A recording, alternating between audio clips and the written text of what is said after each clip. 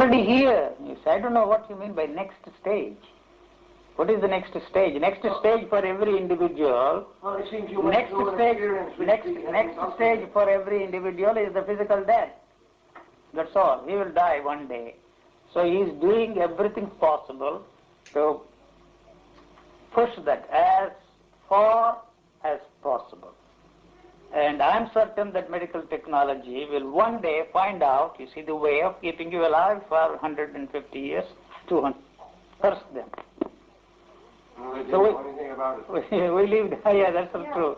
We assume that they are our parents.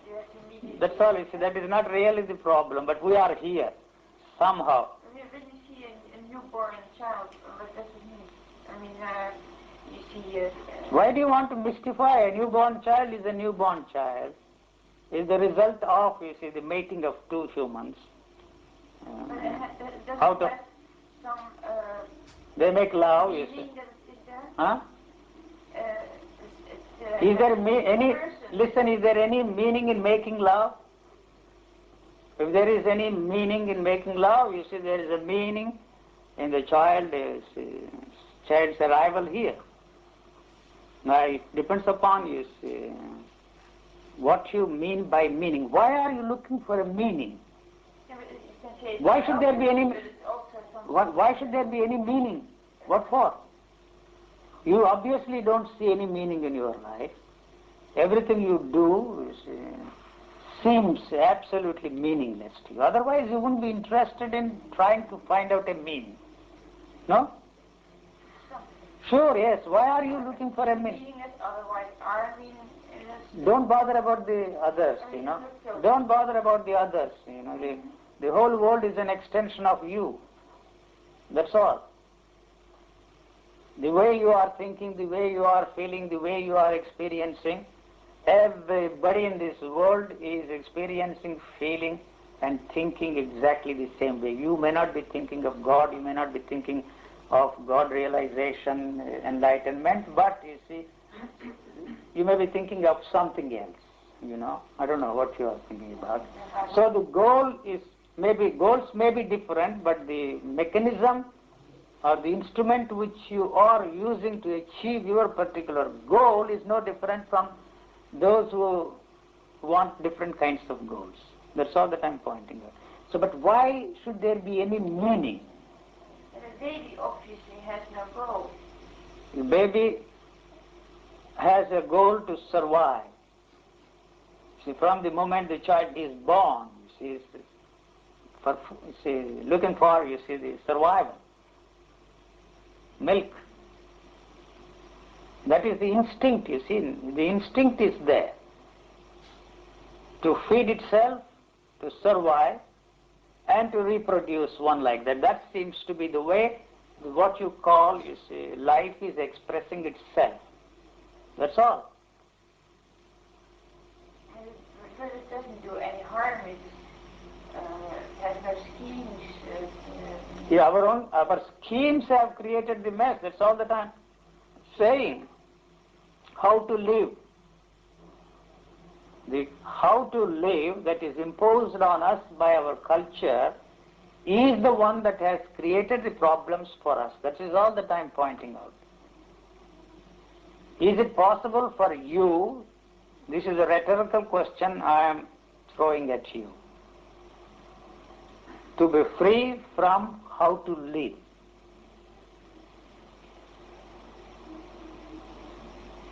You replace one how with another how. That's all. That is what you mean by life, I think. You see, how to live. Living is the problem, not life. Life, we really don't know anything about life. So what we call life is the one that makes the body respond to these things, stimuli, you know. Body is responding. There is pulse, there is beat, there is throb. Those things stop, then what you call the clinical death takes place. So that is not a death in the sense in which we use the word, because that is the basis for life. So life is continuing, not the way you see you want. You see, your form has disintegrated into its constituent elements, and those things have become the basis for the continuity of life. So that is no consolation to you. You want to continue for 100 years, 200 years, and then after that beyond, after death, God knows what. So that instrument is interested in continuity. So this is continuing. It is not interested in 100 years or 200 years or the death. You see, the end of this. Shape changes, form changes. That's all. So what's happening to the human being after his body dies? That's what I have told you. If you bury it, the worms have a field day. They will have an extraordinary feast. And if you throw it in the waters, the fish or all the other things you see will have a feast. What do you prefer? Me, it's not my problem. It's the problem of those who want to get out of this body because it will begin to stink. You see, they cannot. But They're very often. A human person has a mind which continues or goes somewhere else with whatever his experiences are? Not his experience, because his experiences while he is living are not his own. They come from the totality of man's experiences. So that will continue. Every time you feel jealousy, you see, every time you feel that, you see, you are adding to that. You see, that is going on, the world mind. There is no such thing as your mind or my mind. There is, you see, this, you breathe. The air, you need air, you see, so that you can survive. If you don't breathe, that's the end of you. So in exactly the same way, there is this thought sphere that is always there. It's not yours, not mine. So we use that for purposes of communication. First of all, we have to communicate to ourselves. This is the most important thing. Communicating to others comes next, you see. So we constantly communicate to ourselves. If that communication is not there, we are not there. You, as you know yourself. So what I mean by communication is you tell yourself that you are happy, that you are unhappy, that you are miserable, that you are bored, that you are this, that you are that you are not this, not that. You see, that goes on and on. That I don't see any meaning. What is the meaning? You see, this is the communication I am talking about. So if that communication is not there, there is no need for you to communicate with anybody. So you communicate with others to maintain this communication with yourself. So this is important to you. See, this communication becomes possible only when you see you depend upon or draw from, you see, the totality. That is passed on from generation to generation. That's all that I'm pointing out.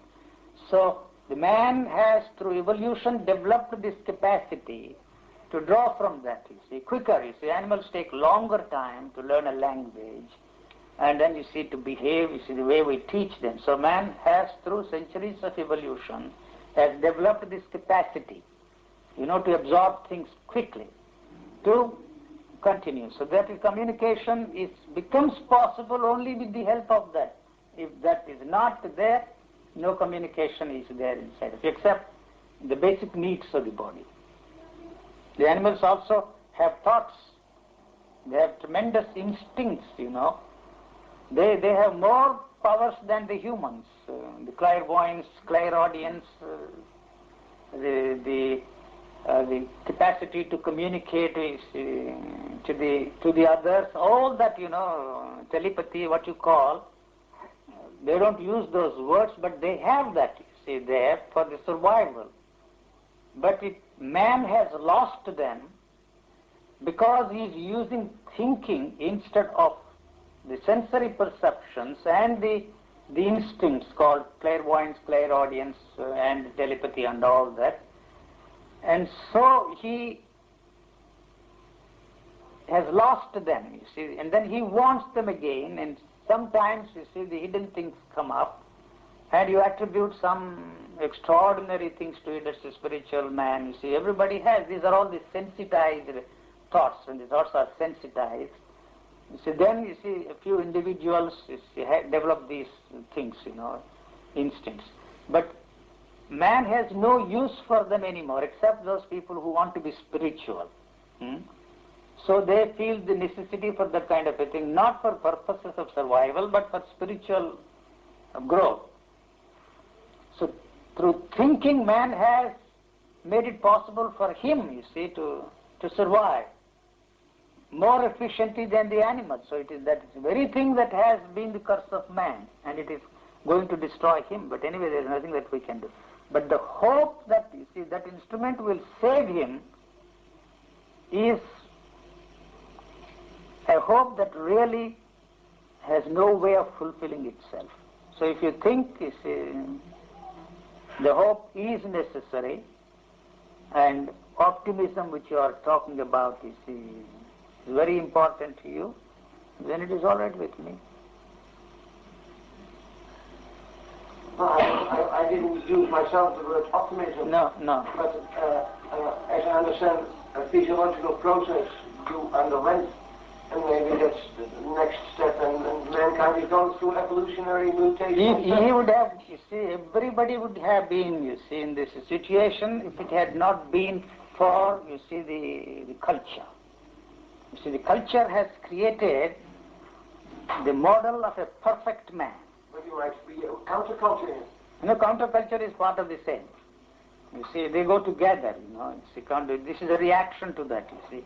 So when you find it is impossible for you to reach your goal and see the meaninglessness of that, you see, then you create, you see, the opposite of it. So the counterculture and the perfect man that the culture has created and placed before us belong to the same. They come from the same source. So, but culture would be conditioning, and counterculture would be deconditioning, and once you decondition enough processes... No, it is conditioning you in a different way. It is not possible for you to be left alone with conditioning. No matter what you do, you are conditioning yourself. You see, the unconditioning that they are talking about, the psychologists and some of those spiritual goons we have in our marketplace today, is a bogus affair, you see. You will find out. You will be surprised. Yes, that anything you do is conditioning you in a different way. So this talk of unconditioning or freeing yourself from conditioning has no meaning. But, you see, the conditioning there in the body is intelligence. So to talk of freeing yourself from conditioning, which is a very superficial thing, has no meaning. You see, your reflexes are conditioned. The functioning of the body has an extraordinary intelligence, and that is conditioning. That's what I am talking about. It is done in a different way, through the genetic control, not through the control of your ideations and meditations.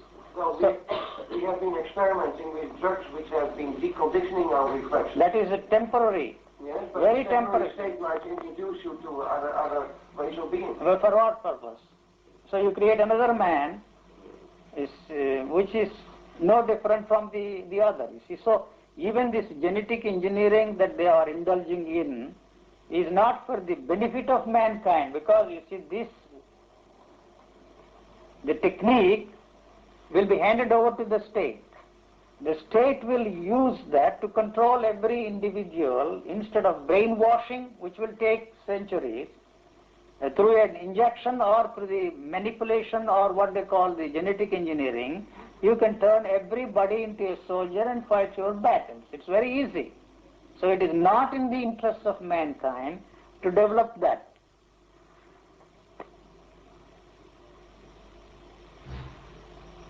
So in any case, no matter what we do, it is not in the interest of any mankind. Because anything that is born out of that is destructive in its very nature. Because it is a protective mechanism. It is protecting itself. When you protect yourself here, when you are seeking security here, there cannot be any security in this world. That's a fact, whether we recognize it or not. So this has no social content. I am emphasizing all the time. Now, if you are freed from the goal, you see, of a perfect man, a truly religious man, then you see whatever is there begins to express itself. Nature is creating unique individuals. Each one is different, physiologically different.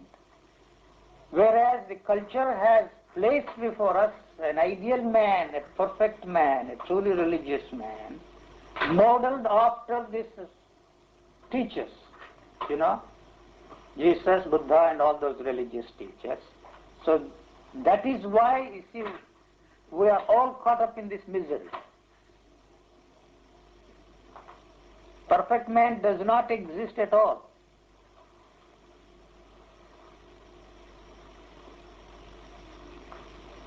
Who are you? I wish I knew. Mm-hmm. Yeah, that question, I wish I knew. I don't even want to bother about finding out because I have no way of finding out, you see. If I knew that, you see, that would be a great disaster for mankind. You know that, you see. If the thought that I'm an enlightened man or free man enters my head, you see, the world is in trouble. Then you go around freeing people, enlightening people, and set in motion, you see, another counter destructive force in the world. We already have enough cults, you see, enough groups. So why add one more? You enjoy your life? There is no time for me to think of it. No, but when you're sitting here, you feel okay? Talk to us, you make friends. I don't even know. You know the concept friends? Yes. I know one thing, I don't have enemies, so that does not mean that everybody is a friend, and if I say that everybody is a friend, that does not mean I don't have enemies. It's not that I'm playing with words, but what do you mean by friend? Huh? What do you mean by friend? I don't know. Well, there might be funny people. I do use the word friend, I know what it means. Somebody comes to you and says, I'm your friend, and you have to... I'm delighted to meet a friend. What do you want me to say? It's not that I don't know the meaning of the word friend. Huh?